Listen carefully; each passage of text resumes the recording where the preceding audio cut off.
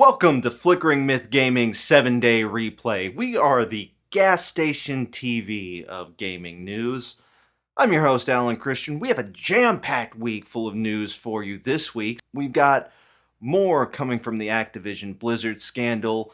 We have some spicy Pokemon Go controversies for you. We've got another shady, I don't know if it's shady, if not shady, certainly questionable high-dollar retro game sale for you, and we even have some tech news coming out of Intel. Stay tuned, we'll jump right into it. Right out the gate, let's talk about that Activision Blizzard stuff. If you do not know, the company has had a lawsuit leveled against them by the state of California for having discriminatory, inappropriate, and all-around toxic work culture. CCO Fran Townsend took to Twitter to condemn whistleblower culture. While not directly referencing this lawsuit, it was amidst this lawsuit. Now, perhaps this isn't a shocking position for someone who was in the Bush administration to take, but it looks very bad. Allegedly, she was also blocking employees who were calling her out for this. According to Jason Schreier of Bloomberg, she has since deleted her Twitter.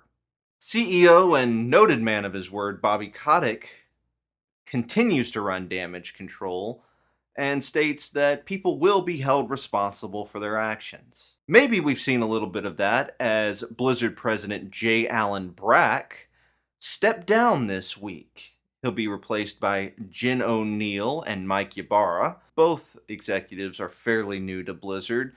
O'Neill came from Vicarious Visions, formerly an Activision Blizzard subsidiary, was moved directly under Blizzard to work on several things, including, Diablo 2 Resurrected.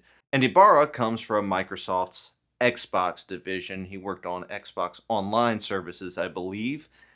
He came to Blizzard in 2019. Also departing Blizzard this week, Jesse Meschuk, who was a top human resources executive with the company. We're going to assume that he is stepping down for the obvious reasons. Now, if you'll recall 2 weeks ago, we talked about a WATA, I believe 9.8 graded copy of Super Mario 64 sealed, sold through Heritage Auctions for over $1.5 million. And we called that excessive. This week, a sealed copy of the 1985 NES classic Super Mario Bros. Sold via Rally for $2 million. Now, if you don't know what Rally is, it's a website that allows investors to buy shares of collectibles and memorabilia. They buy it at a certain price whenever it's valued at a certain price, and then they are allowed to vote on offers that are made to them. And if a majority votes for the sale goes through. 3/4 of the investors in this sealed Super Mario Brothers agreed to the sale for $2 million. They initially bought in at $140,000, and the sale was made for $2 million, which is like 1,000% markup and some change.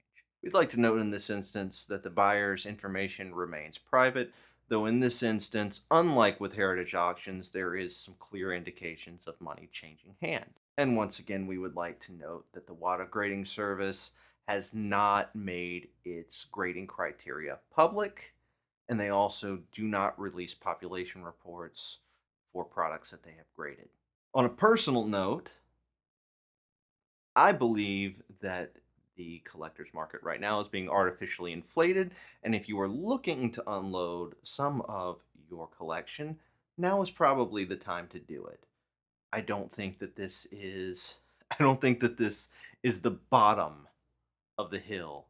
I don't think that there's more up to go to. So, if you like the prices now, they might go up a little bit more, but I don't think that this is a natural progression, and I think this would be the time to get out of the bubble. Next, we have a little bit of news out of Intel. They announced this week, it had been talked about for several months, but they officially announced this week that they are changing the naming schemes for their processors. Now, I know there's about half a dozen naming schemes I could be referring to when talking about an Intel processor. I'm not talking about whatever Lake or Bridge or whatever they're all now. I'm not talking about i3, i7, i9, i5, all of that. No, I'm referring specifically to the nanometers category. At least in the PC gaming space, most people are aware that while AMD is on a 7 nanometer process, Intel is stuck on a 10 nanometer process.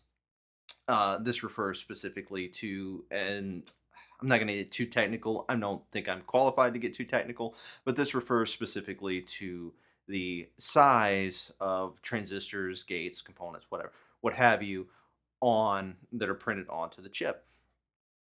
And most people assume 7 nanometers obviously fits more transistors onto a chip than the 10 nanometers. And that's been the marketing, especially from AMD, TSC, anybody else that's producing these chips. That's been the marketing line. Is the 7 nanometer process is much better than the 10 nanometer process. But Intel's transistor density with their 10 nanometer process has been higher than TSC's, AMD's, or really anybody's at the 7 nanometer process. So basically, what Intel has done is they've taken, instead of a 10 nanometer, they have Intel 10 nanometer, they just have the Intel 7. They're basically just renaming an upgrade to their 10 nanometer process the 7. Not nanometers, because that would be a lie. But I've seen a lot of people from the PC gaming community attacking Intel for this as if it's dishonest, and it's kind of a weird tack to take. Their point being that the nanometer process isn't very indicative of performance, and that's true. It's not. But instead of just changing the conversation entirely, which they're trying to do in press releases, but overall they are adopting a numbering scheme that is still along the lines of the nanometer naming process. And that is strange. Mostly the point I'm trying to get across though is that it's not as simple as a single number when it comes to compute performance.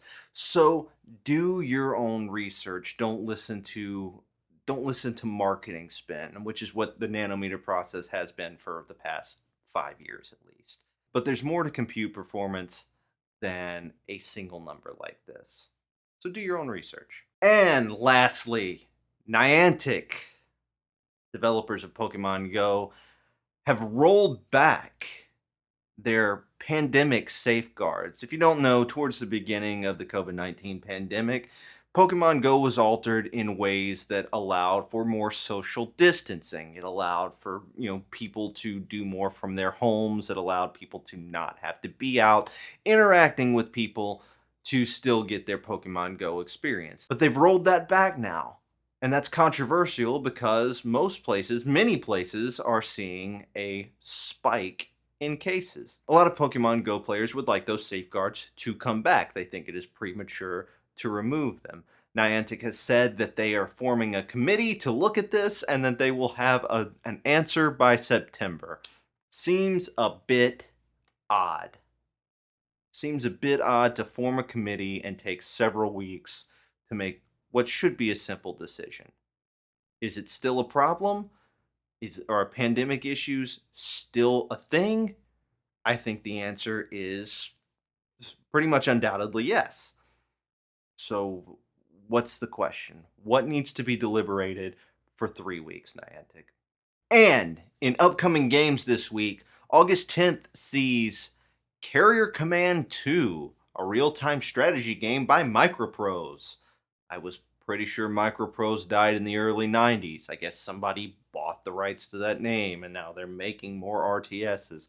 That's coming to PC. August 10th also has Black Book, a dark RPG based on Slavic mythology that is coming to the PC, the PlayStation 4, the Xbox One, and the Switch. And lastly, on August 13th, we have Hades finally making its way to the consoles. Aside from the Switch, it's been on PC and Switch for a while, but we're going to see it on the PlayStation 4, the PlayStation 5, the Xbox One, as well as the Xbox Series S and X consoles.